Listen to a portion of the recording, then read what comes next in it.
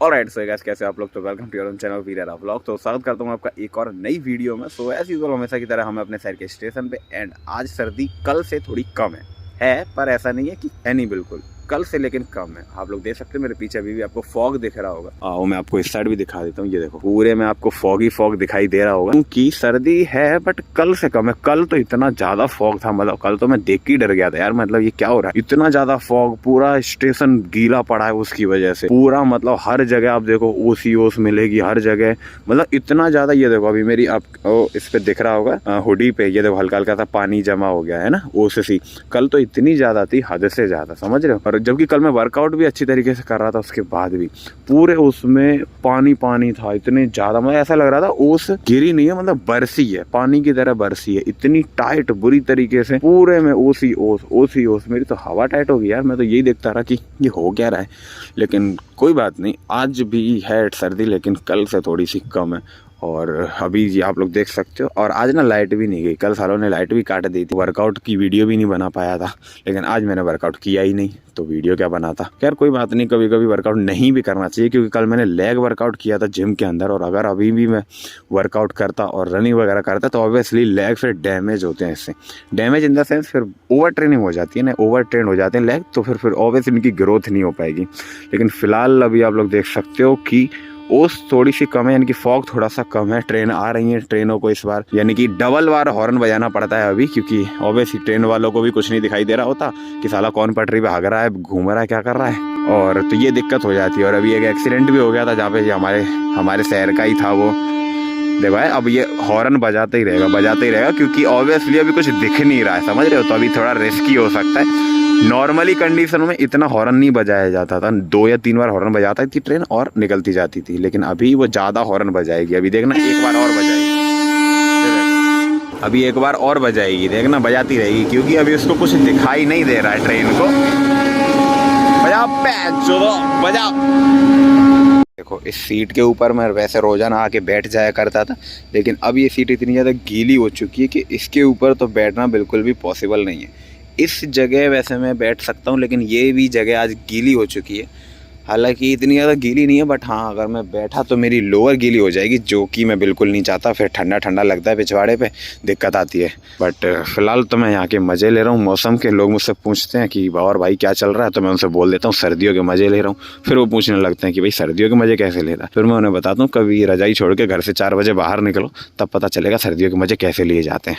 पता चला तुम रजाई पकड़ के ही बैठे रहे पूरी सर्दियाँ और तब तक गर्मियाँ आ गई, तुम्हें पता ही नहीं चला सर्दियाँ कब आई कब निकल गई, समझ रहे हो। तो इस तरीके से मजे लिए जाते हैं। अगर गर्मी का मौसम है तो गर्मियों में बाहर निकलो, सर्दी का मौसम है तो सर्दियों में बाहर जाके निकल जाओ और घूमो फिरो, देखो, एंजॉय करो, मौसम का फील लो। कम से कम पता तो चलना चाहिए आपकी बॉडी को कि हाँ भाई सर्दी का मौसम चल रहा है। आपने पूरा टाइम निकाल दिया रजाई के अंदर, पूरा टाइम निकाल दिया घर के अंदर मूंगफली खाने में, तो ऐसे कैसे काम चलेगा भाई। आज हमने बात करी इलेक्ट्रॉल को लेके। इलेक्ट्रॉल पाउडर एक ऐसा मतलब वो बन गया है जिसे देखो हर चूतिया इलेक्ट्रॉल पिए जा रहा है, हर चूतिया इलेक्ट्रॉल पिए जा रहा है। मेरी जिम में बेंचो आते हैं लड़के, इलेक्ट्रॉल पिए जा रहे हैं। भाई तू क्या कर रहे हो यार। और मैं उनसे कुछ बोलता नहीं, मैं हाँ पियो पीते रहो, कोई दिक्कत नहीं है। सीरियस नोट पे अगर हम बात करें तो इलेक्ट्रॉल के बहुत ज़्यादा नुकसान है, बहुत ज़्यादा नुकसान इन द सेंस, ज़्यादा नुकसान नहीं है, बस इससे आपको हार्ट अटैक आ जाएगा, आपकी छोटी सी मौत हो जाएगी, इससे ज़्यादा कुछ नहीं होगा, समझ रहे हो। तो उसी के ऊपर आज हमने बात करी, शॉर्ट वीडियो बनाई है जो कि आपको देखने के लिए मिल जाएगी मेरे यूट्यूब चैनल पर भी और मेरे इंस्टाग्राम पेज पर। यूट्यूब चैनल पर थोड़ा लेट मिलेगी क्योंकि शेड्यूल थोड़ा लेट चल रहा है। इस वाली वीडियो का आपको शेड्यूल मिलेगा 9 जनवरी को और आज है 27 दिसंबर, यानी कि काफ़ी लेट मिलेगी। लेकिन अगर आपको थोड़ा जल्दी देखनी है ये वाली वीडियो, देन कोई बात नहीं, आप मेरे इंस्टाग्राम पेज को जाके फॉलो कर लेना। उस पर वीरेरा नाम से आपको इंस्टाग्राम पेज मिल जाएगा और वो चीज़ में आपको अच्छी तरीके से सारी जानकारी दे दी है मैंने, उसमें आप देख लेना। लेकिन यहाँ पर फिर भी थोड़ी बहुत मैं दे देता हूँ, एक लाइन में समझा देता हूँ कि इलेक्ट्रॉल पाउडर जिम में जाने से पहले, यानी कि वर्कआउट करने से पहले आपको नहीं पीना है। ये आपके लिए डेंजरस साबित हो सकता है एक टाइम के बाद, 1-2 दिन में नहीं, एक टाइम के बाद, यानी कि एक लंबे समय के बाद ये आपके लिए डेंजरस साबित हो सकता है, ठीक है। तो इसको पीना नहीं है, ये बस इतना समझ लो अभी मोटा, ठीक है। और डिटेल में जानकारी लेनी है तो ऑब्वियसली मेरे इंस्टाग्राम पेज पे चले जाना, आपको वहाँ पर ये वीडियो देखने के लिए मिल जाएगी इलेक्ट्रॉल वाली, ठीक है। इलेक्ट्रॉल वर्सेस BCA टाइप करके, क्योंकि लोगों ने ऐसा लगता है कि इलेक्ट्रॉल BCAA का काम करता है। इलेक्ट्रॉल BCAA की जगह इलेक्ट्रॉल पाउडर पी लो, it will work like BCAA। पागल हो गया यार तुम, ऐसा कुछ नहीं हो सकता भाई। हाँ ये BCAA लेने का पैसा नहीं है तो आप एक काम करो, आप नमक घोल के पी जाओ, 1 चुटकी नमक पानी में डालो, उसको घोल के पी जाओ, एंड डेट इज़ रियली ये आपके लिए बहुत अच्छी तरीके से वर्क करेगा, और जो कि बहुत अच्छी बात है, ठीक है। यानी कि सस्ता का सस्ता पड़ेगा आपको, कोई पैसा खर्च नहीं होगा, 1 रुपया खर्च नहीं होगा, और बहुत अच्छी आपको एनर्जी मिल जाएगी। क्योंकि ऑब्वियसली पसीने में सोडियम बाहर आता है, पोटेशियम बाहर आता है। पोटेशियम बहुत ही, जब हम हैवी वर्कआउट करते हैं ना, लाइक मैराथन टाइप, तब हमारी बॉडी में से बाहर निकलता है। ऐसे नहीं कि बस नॉर्मली पसीना निकल रहा है उसके संग पोटेशियम भी निकल रहा है, नहीं भाई ऐसे नहीं निकल सकता। तो खैर इसको समझने की ज़रूरत है, इसके ऊपर हमें काम करने की ज़रूरत है। फिलहाल हमें लग रहा है कि हमारे सामने कोई तो चूतिया घूम रहा है, ये आई थिंक वो बास्केटबॉल वाला लड़का है, बट कोई बात नहीं। खैर सुबह के बज गए हैं, कितना बज गया है, 1 सेकंड रुकना, 6:41, यानी कि 6:30 बज चुके हैं, 10 मिनट आगे है घड़ी, ठीक है। तो 6:30 बज चुके हैं, हम यहाँ पर स्टेशन पे वॉक कर रहे हैं, अपने आप को टहला रहे हैं प्लेटफॉर्म के ऊपर। यहाँ के प्लेटफॉर्म की अच्छी बात यह है कि यहाँ पे प्लेटफॉर्म टिकट नहीं लगती, जो कि बहुत अच्छी बात है। एटलीस्ट लोग यहाँ पर आके टहल सकते हैं, वर्कआउट कर सकते हैं और सुबह के मज़े ले सकते हैं। बहुत सारे प्लेटफॉर्म पे प्लेटफॉर्म टिकट लग जाती है, अगर यहाँ पर भी लगती तो यार हम रोज़ाना नहीं आ पाते और हमारा काफ़ी ज़्यादा नुकसान हो जाता। मैं यहाँ पर सिर्फ इसलिए आ जाता हूँ क्योंकि यहाँ पर ये लाइट लगी हुई है, ठीक है। ये जो लाइट आप देख रहे हो, ये लाइट लगी हुई है, जिसकी वजह से मेरी वीडियो काफ़ी अच्छी बन जाती है, वर्कआउट की भी, और जो भी मैं नॉलेजेबल वीडियो बनाता हूँ या फिर मोटिवेशनल वीडियो बनाता हूँ तो उनकी वीडियो मतलब काफ़ी तरीके से अच्छी बन जाती है, जस्ट बिकॉज कि यहाँ पर लाइट लगी हुई है, ठीक है। तो इसीलिए मैं यहाँ पर चलाता हूँ, अदरवाइज़ ज़्यादा कोई मेरा लालच है नहीं यहाँ पर आने का। और दूसरी एक और रीज़न है कि यहाँ पे भीड़ थोड़ी कम होती है, तो अच्छा लगता है, यानी कि अकेले में अपना काम करते रहो, जो भी है तो अच्छा आता है, मज़ा आता है। लेकिन अगर हम ग्राउंड में चले जाएं, ग्राउंड में जाके वर्कआउट करें, तो ग्राउंड में काफ़ी ज़्यादा भीड़ हो जाती है, जिसकी वजह से फिर वहाँ पे वर्कआउट करने का मन नहीं करता, ज़्यादा कुछ करने का मन नहीं करता। और उससे भी अलग रीज़न अभी है कि अभी तो सर्दियाँ चल रही हैं, तो पूरी घास पे ओस जमा रहती है, तो वर्कआउट करें कहाँ पे, सीढ़ियों पे उतनी जगह है नहीं, और मट्टी पे करोगे तो ऑब्वियसली पूरे कपड़ों की रेल बन जाएगी। और अभी तो ऐसी कंडीशन है, वैसे तो क्या होता था ना, गर्मी में कपड़े गंदे होते थे, जाके नहाने बैठे, धो दिए कपड़े, शाम तक सूख गए, अगले दिन फिर से पहन लो, कोई दिक्कत नहीं है। अभी ऐसा होगा कि अगर आज धुले ना तो अगले महीने में जाके सूखेंगे, तो इतने कपड़े कहाँ से लाऊंगा भाई, मैं तो उल्टा गरीब और हूँ मैं। हाँ बहरहाल मज़े लो भाई। ये देखो, और देखो ये जो चीज़ आप देख रहे हो ना, ये देखो, ये आपको कुछ फड़फड़ाता हुआ दिख रहा होगा ऐसा है ना, तो ये ओस गिर रही है भाई, ओस, जिंदा ओस गिर रही है, ये गीली गीली, समझ रही है, देखो फड़फड़ाता हुआ दिख रहा है ना, ये ऐसे ऐसे जा रहा है, ये ओस गिर रही है जिंदा, और मेरे मुंह पे गिर रही है, गीला गीला मेरे को महसूस हो रहा है, छोटी छोटी बूंदे जैसे होता है ना बारिश में बौछार सी गिरती रहती है, तो लाइक उसी तरीके से ओस भी गिर रही है। यहाँ पर थोड़ा थोड़ा दिख रहा हुआ है ना, ये देखो मेरी स्क्रीन भी गीली हो चुकी है, हालांकि स्क्रीन तो आपको दिखाई नहीं देगी, मुझे दिखाई दे रही है, बट ऑब्वियसली आपने देखा ही होगा अगर आप कभी घर से निकल के गए हो 4 बजे। मैं मोटिवेशनल वीडियो बनाता हूँ लोगों को जगाने के लिए कि भाई 4 बजे अपना बिस्तर छोड़ो, घर से बाहर निकलो। लोग मुझे गालियाँ दे रहे हैं कि अबे हम रोज़ाना जाते हैं। अबे तो जाता है तो अच्छी बात है ना भाई, तेरे लिए थोड़ी ना वीडियो है, ये वीडियो तो उनके लिए जो जाते नहीं है, तू क्यों अपने ऊपर ले रहा है। एक तो जो काम की तो बोलो ना लोगों से, और अगर आप वो काम वो करते होंगे तो वो अपने ऊपर ले लेते कि यार ये तो हमसे बोल रहा है, हम तो जाते हैं वर्कआउट करने के लिए। अबे तो अच्छी बात है, तू तो जाता है, तो जा 3-4 लोगों को और लेके जा, तू बुरा क्यों मान रहा है? हाँ तो वो बेचारा बुरा मानने लगता है कि अरे ये हम, इसने ऐसे कैसे कह दिया, हम तो रोज़ाना जाते हैं, हम तो रोज़ाना वर्कआउट करते हैं। अभी तो जाता है तो जाना भाई, 2-3 लोग और लेके जा, ये तो अच्छी बात है। बट नहीं, वो चूतिया मुझे गालियाँ दे रहा है।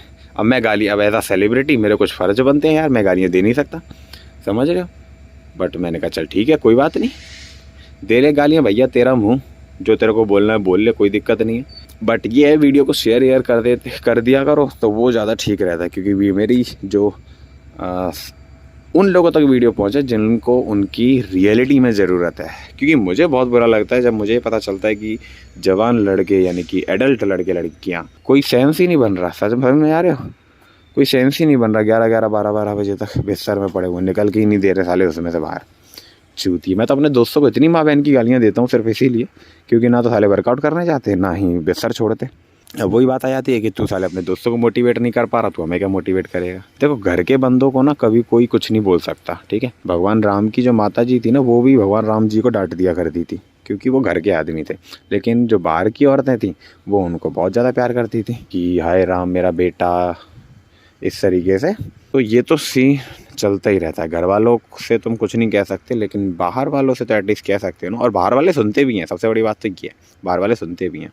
अब ये देखो ये भाग रही है, हवा सी भाग रही है, कितनी तेज हवा नहीं है, ये ओस है, ओस भाग रही है भाई, ओस भाग रही है। दिख रहा है हल्का हल्का ऐसे करके जा रहा होगा यहाँ पे, देखो ऐसे ऐसे करके हल्का हल्का ओस गिर रहा होगा। यहाँ पे कम गिर रही है क्योंकि मैं इसके नीचे हूँ, यहाँ पर थोड़ी सी शायद ज़्यादा गिर जाए। बहरहाल कल हमारा लेग का वर्कआउट था और लेग का वर्कआउट ठीक हो गया। सबसे पहले हमने डेड लिफ्ट किया, वेटेड स्क्वाट किया, डेड लिफ्ट नहीं सॉरी वेटेड स्क्वाट किए, देन फिर सूमो स्क्वाट किए, देन फिर फ्रंट स्क्वाट किए, देन फिर लेग प्रेस करी, उसके बाद लेग कर्ल, हैमस्ट्रिंग, काव्स। यार काव्स तक पहुँचते पहुँचते ना बॉडी इतनी ज़्यादा थक जाती है कि काव्स करने का फिर मन ही नहीं करता। और दूसरा काव्स की कोई पर्टिकुलर सेपरेट मशीन भी नहीं है जो थोड़ा बहुत उससे मन लगा रहे। मशीन अलग हो ना तो एक बार के लिए आदमी कर लेता है कि हाँ यार इसके चलो एक दो सेट कर लो, पर बिना मशीन के काव्स को ट्रेन करने में थोड़ी सी दिक्कत पड़ती है, मतलब आलस आ जाता है। बस ये है क्योंकि एक तो पहले से थकान ऊपर था, फिर आलस और आ जाता है, तो काव्स सही से ट्रेन हो नहीं पाते।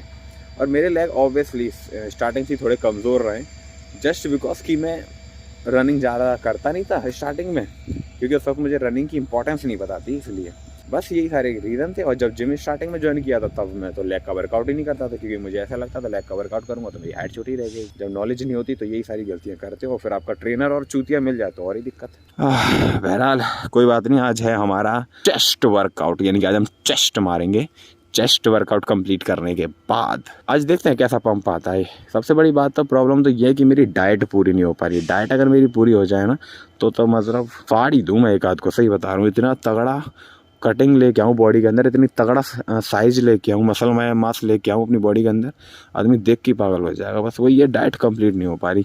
अभी जब मैं कुछ नहीं खा रहा, केवल 2 मील पे जिंदा हूँ पूरे दिन में, तब मेरी बॉडी अच्छों की हवा डाइट कर देती है। लेकिन जब अगर मैं पूरी तरीके से डाइट ले लूँगा, दिन में 5-6 मील खाने लगूंगा, उसके साथ सप्लीमेंट भी ऐड कर दूंगा, तो ऑब्वियसली आप खुद सोचो मेरी बॉडी किस लेवल तक पहुंच सकती है। I think next sebum